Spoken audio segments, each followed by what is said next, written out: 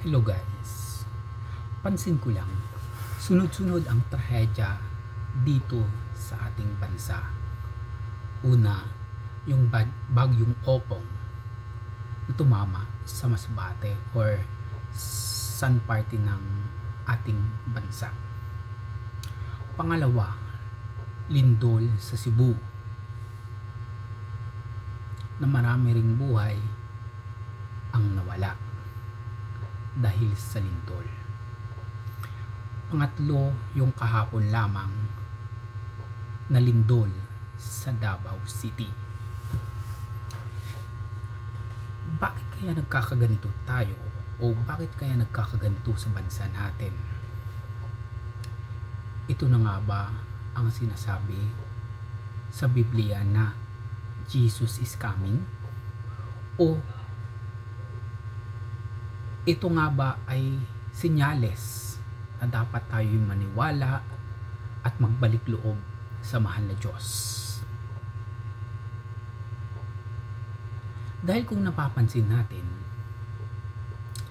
bakit tila sunod-sunod ang mga trahedya ang nagaganap sa ating bansa? Hindi lamang ngayon, sa mga nakalipas na mga dekada o panahon ay talagang meron na. 2019 ng COVID-19, no? Meron din tayo.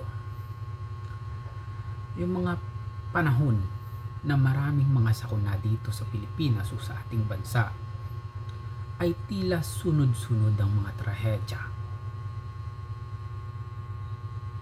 Ito na nga bang tinutukoy natin na maniwala tayo na may Diyos at magbalik loob sa Kanya?